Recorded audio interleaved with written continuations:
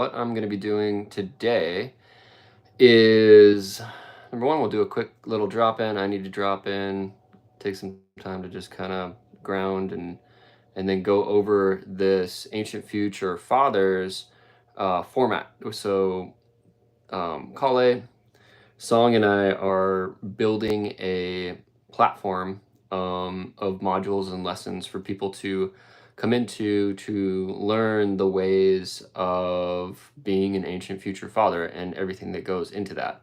And so, right now, what I'm going to do, this live will go for, my guess is maybe 10, 15 minutes, if that.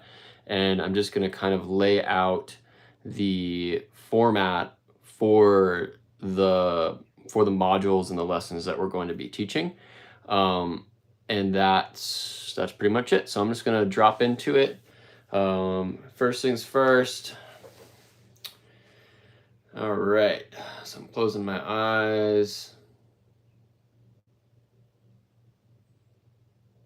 Taking some natural breaths in. A lot of fun and new and exciting things out there, and I'm really excited about this class. It's kind of the feelings that are coming up.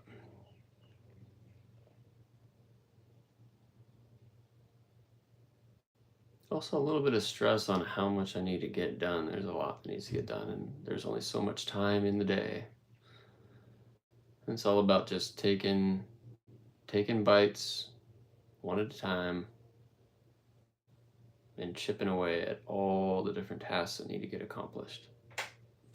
All right, so here we go. So the format for Ancient Future Fathers is, it's going to be pretty intricate. So the platform will deliver teachings through a structured, interactive, and modular format that what we're trying to do is basically foster, community living.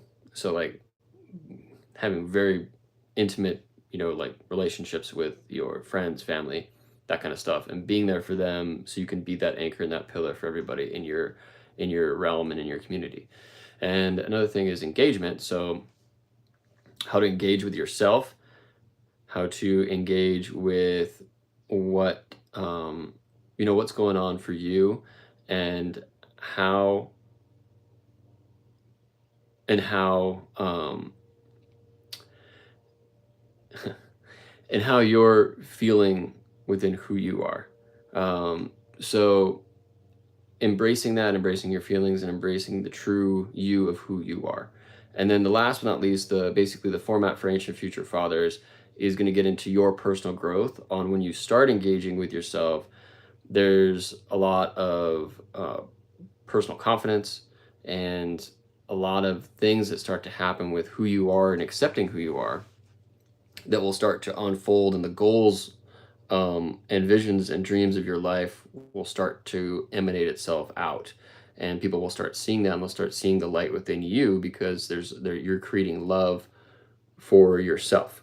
So kind of getting into this, like the content structure for the modules for each topic, there'll be a standalone theme. So like the first module that I'm going to do is about vulnerability. And so the first module is vulnerability, and then I'm going to have 3 lessons that are 11-minute long on 3 different types of categories of vulnerability that a lot of men either aren't aware of or struggle with. And so we're going to be using basically a platform that's on School, and it's going to be a part of the Now Academy that Kale currently manages. And then Song and I are going to work together on these modules with Kale, and we'll start doing podcasts and everything like that.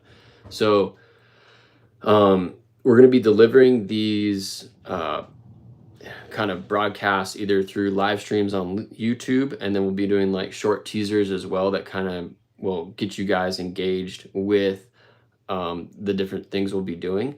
And then once things kind of get really dialed in for the project, we're going to be doing the Now Academy. So then you guys will click over to the website on Now Academy, and you'll be able to kind of dive into all the different categories and lesson plans and videos that we will have.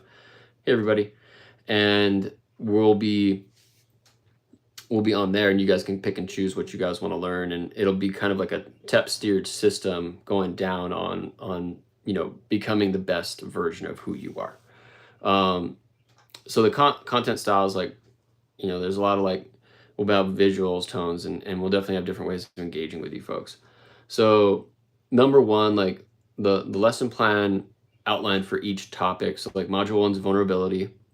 Lesson one's going to be what is vulnerability. And so basically defining vulnerability, which traditionally has been a weakness, is actually a strength for not just men, women, but just human beings in general.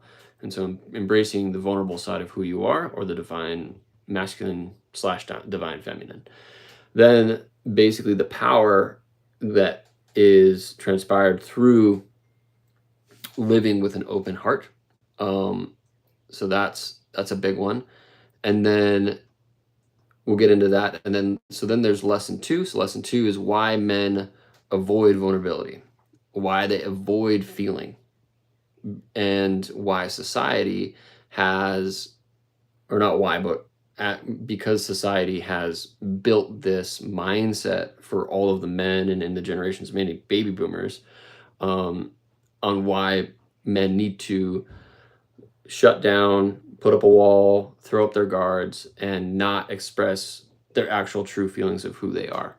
And this is totally based off of social conditioning, and it's impacted our society for many, many, many generations now, which is starting to change, which is why these videos are now starting to come out, and people like us are starting to talk about this to change the way that our community ways of living are. And so basically what it is, it's like breaking down and evolving from that tough guy narrative, and just being an authentic, funny, awesome human being that's able to make people smile and laugh, and pretty much just getting rid of those guards that don't necessarily need to be there, and being able to have a very meaningful and vulnerable relationship, which honestly what it does is it builds trust. So you get to build trust with all the people around you, instead of making fun of everyone and making fun of yourself, which is still fun, but like making fun of everyone, you're now going to be aware that negative perpetuates negative, positive perpetuates positive. And if you're able to perpetuate positivity within who you are, well, then that emanates out into the world and creates this amazing, beautiful environment for you and your kids to grow in. And that's what builds a legacy. So lesson three is practicing that. So everything in life is all about, discipline, and not just sitting on the sideline. So it's actually taking action. And so, in lesson three, I'll do a guided exercise, where I'll share it's healthy to have fear. So one of the big things with vulnerability is understanding that you can express fear and you will feel fear in your life. And it's what you do with that fear is very important. And so, when someone faces their fear, what they're doing is they're facing their truth. And when they face their truth, that is when they're able to see that it's actually underlying all that kind of negative emotion of fear, anger, anxiety, stuff that doesn't really make sense, is actually love. So either there's a lack of love or a way of turning away from love. And so there's two different things right there. And then with these, it'll have like all these lessons and modules are going to have journaling prompts. So like it's really good, and I want to get everyone into the habit of journaling. Writing is super, super important, and in our society today, it's like people are so fast paced. They've kind of moved away from actually getting a physical pen out and a piece of paper and writing on it. And I'm gonna just adamantly perpetuate that, because getting a piece of paper out and writing on it really drills it into our brains and really gets things to be taken in. And so the last module so module one, the last lesson 4 is the vulnerability as a connection piece. And so that's kind of what I touched on a little bit earlier, but it's like how being vulnerable improves our relationships, especially in a leadership role. Where everyone in here, everyone inside of them is a leader. And it's just finding that leader within you and finding your gifts that you're here to share with everyone in this world and in the time that you're living.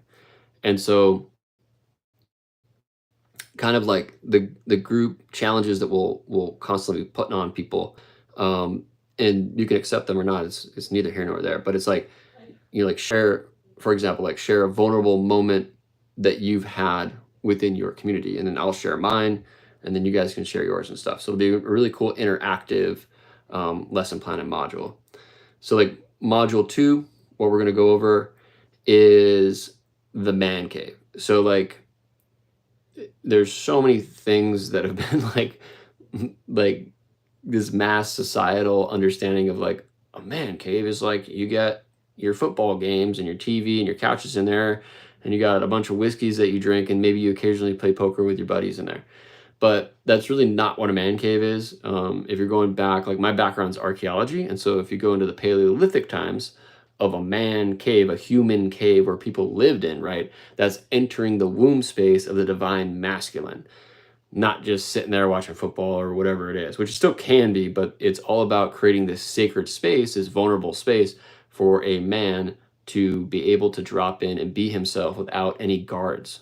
It's a totally safe place to be you. And that's the whole point of a man cave. And so like lesson 1 is redefining the ideology of what a man cave is. And then it gets into, like really creating that introspective space instead of having to be this outward, like, hey, here's my face of what I put on when I go into society. And the connection and being comfortable with it, a man cave being a womb space of creation. So it's a place of transformation for creativity. And so that's the whole point of the man cave. It's super, super important. And every man and even women should have, honestly. And so lesson 2 gets into creating your sacred space. So what that is for you, what are your lineages? Like, what are your lines? What's your genetic makeup? Who you are, who do you tap into? And so we'll get into all of that and try to figure that out if you don't know it or whatever it is. But like practical steps to design the man cave with intention that really builds individual character. So like symbols, tools, rituals, and to cultivate that divine masculine energy. So then lesson 3 is solitude versus isolation, and getting into the two differences between that, which is basically embracing solitude, which everybody should have a place to go where they can be by themselves, because you're bombarded with social media, you're bombarded with all these different things all day long. Your phone is right there. It's a supercomputer. People are calling, texting, trying to get a hold of you. And it's all about kind of putting all that stuff away and embracing just being with yourself and feeling into what's happening and getting into the creative side of things. And so for that, it's like, withdrawing from life for a moment, and figuring out through guided meditation, reconnecting with your inner sanctuary instead of who you are. And that stuff can be really, really powerful, can bring up all sorts of things. And so there's journals with that. And so then lesson 4 is basically sharing how to share the man cave, how to share the sacred space. And so it's like understanding when you invite others into your sacred journey and when that is appropriate. And so there's all these things on that, and like that's where true friends come in and all that kind of stuff. And then it's journaling and really writing down, what does your ideal sacred space look like as a man cave? And it can be badass. Like you literally could dig a hole in the side of your hill that you live at your house and create this amazing cool spot, or like do a concrete thing or whatever, or just have a room in your house and just make it really, really, really nice and make it simple. So that's module 2. Then there is module 3. So module 3 is embracing feelings. So embracing feelings, growing up, especially for me, like Catholic, you know, white dude in Hawaii. My dad never hugged me, never told me he loved me. I don't think he still has ever told me that, even through all the stuff that I've been through.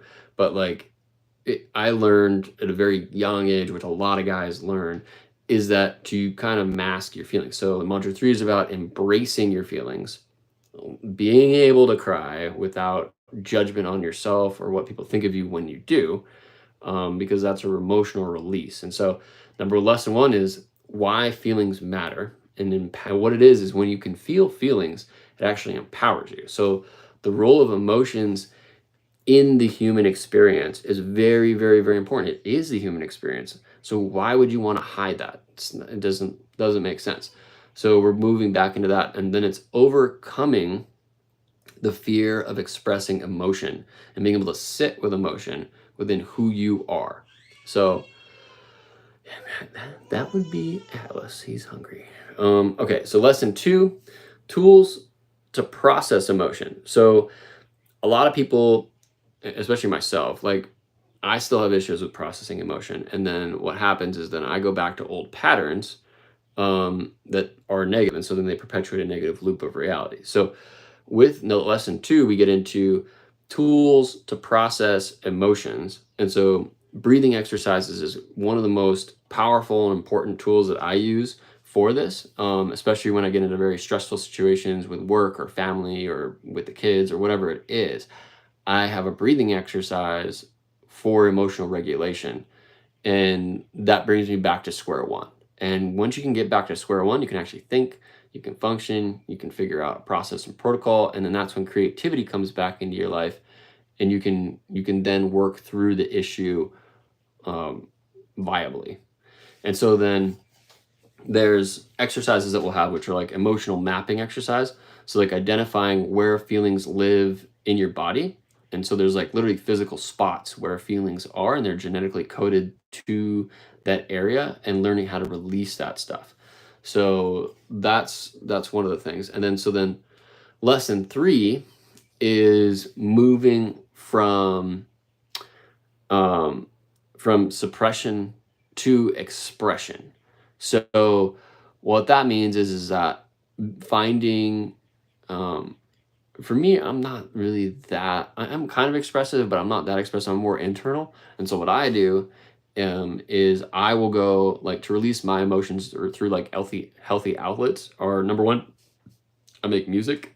Number two, I do movements. So like I go surfing, I go hiking, I go hunting, and the third one is it's basically um, men's groups, or like I have conversations about the stuff that I do with my advisors, and people that I look up to. I'll call them and talk to them about issues that I have on my suppression of emotion of expression. And so then the group challenge of lesson 3 is going to be, shared emotional breakthrough that you've had with the community that you live in. And so we can get into all that. That's gonna be really fun. Um, module module 4 is pretty interesting. It's actually my biggest vulnerability that I'm sharing, which is basically addressing my what I've had, which is porn addiction and a past of infidelity. And so the lesson 1 is understanding the impact of pornography, the effects that it has on your brain, the effects that it has on your relationship, even the effects that it has on your masculinity and your overall well-being and feelings. Where for me, if I'm engaging in that type of loop pornographic pattern, I will be more edgy. I'm not going to be, emotionally available. I'm going to be kind of escaped and kind of checked out. It's kind of like how I felt myself. And so it's things like that that you start to be aware of when when like for me, I've accepted, oh yeah, I've got an issue with pornography. All right, I am not, don't need to engage with it, but it's not about ignoring it. It's about just realizing that it's there, letting it be, and then just not interacting and choosing to do other things like going surfing or running or whatever it is. And that creates awareness around the consumption of the habit, and then building a habit that's going to move you away from that impact of pornography and infidelity or whatever it is. But that module 4 is going to be specifically on addressing porn addiction and infidelity for men, for ancient future fathers. So the healing from porn addiction, um, like the practical steps, how to regain control. And yeah, I know, right? Crazy. Isn't it funny that I'm talking about this, April? So funny. All right, so basically the practical steps to regain control. We're gonna run through all of that, and oh, that's awesome. That's sweet. Cool. And basically guided journaling um, on prompts that will help the individual heal from porn addiction. So we're going to go into all the detail into that with lesson number 2. Lesson number 3 is rebuilding after the action of infidelity. So, like, how to take accountability, how to rebuild trust, tools for personal and relational healing. So going through all that kind of stuff. It's pretty intricate, and it's all about honestly being open and honest with yourself, and then being open and honest with your partner, with your relationships that you have in the community, because it affects everything.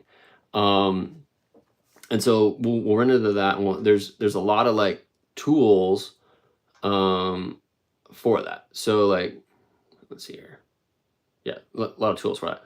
Okay, so lesson number 4 is embracing healthy intimacy.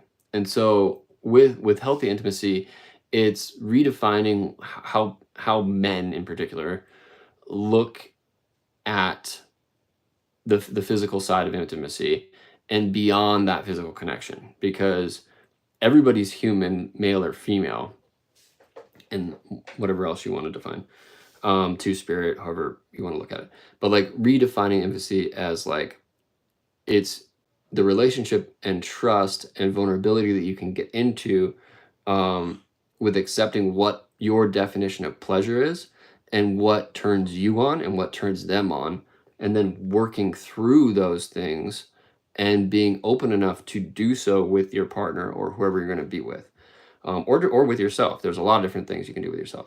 So then basically there's practical exercises that we're going to run through that build that emotional, how do I describe it? Like an emotional maturity to the intimacy with yourself and your partner that makes things, awesome and accepting.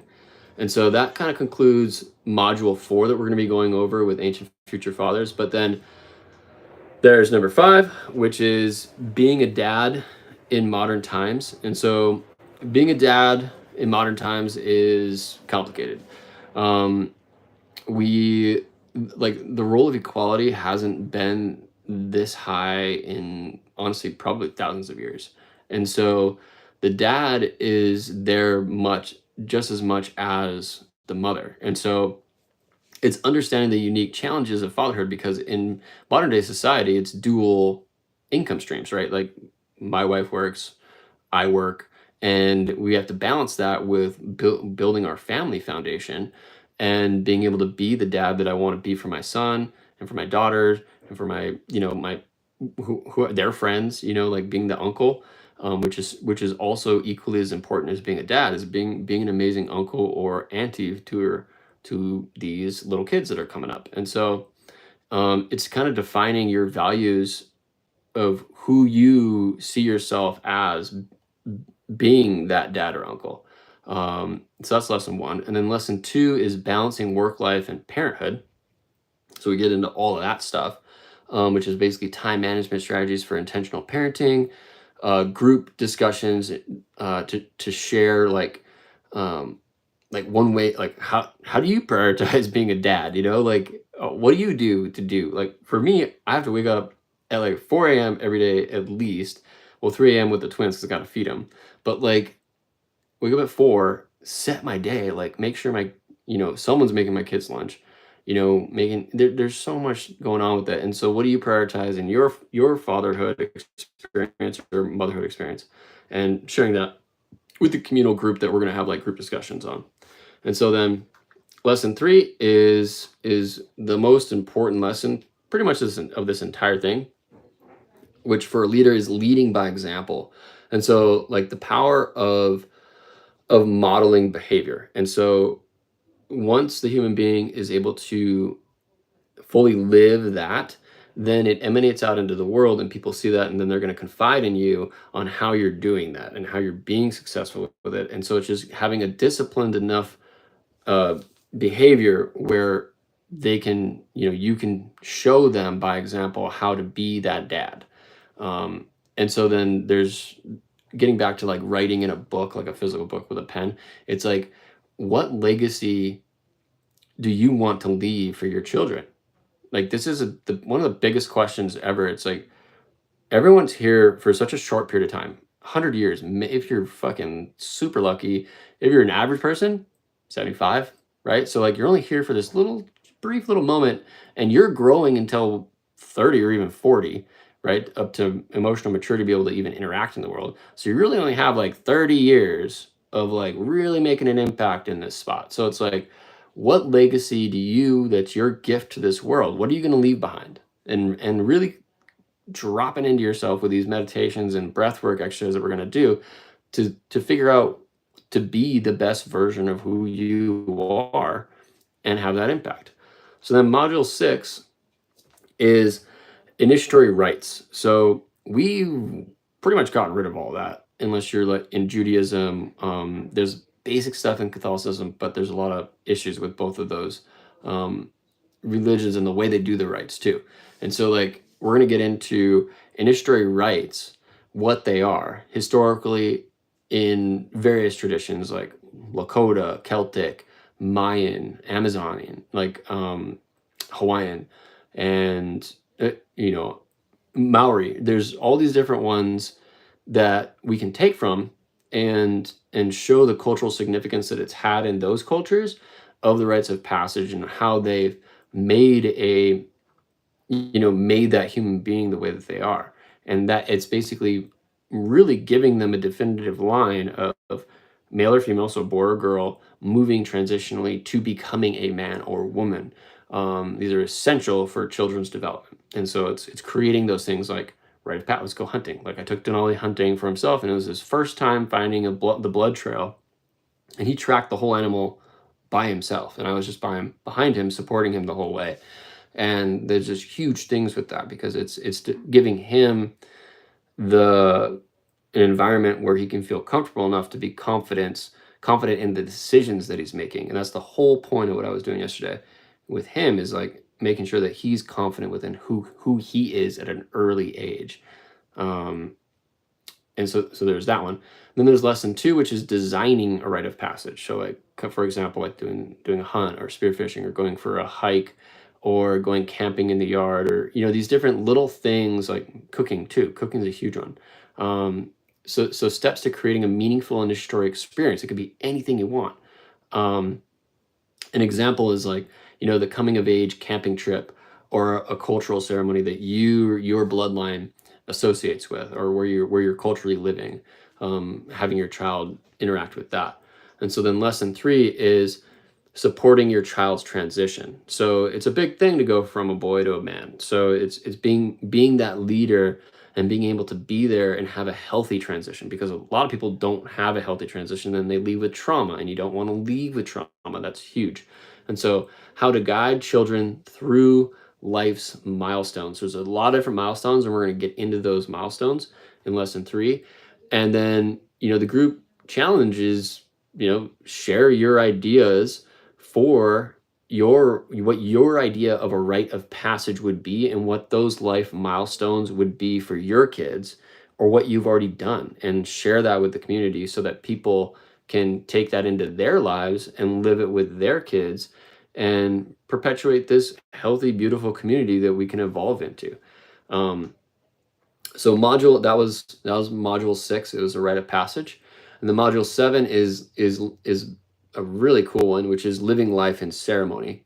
And so lesson 1 gets into the basics of everyday life as a ceremony, what that means, right? And it's huge because it's like finding the sacredness in the daily routines. And in the morning when you first wake up, what's your ceremony that you do with yourself? You know, like what's the evening rituals that you go through the day? What happens when you eat your meal at lunch? You know, like what what brings you grounded within yourself?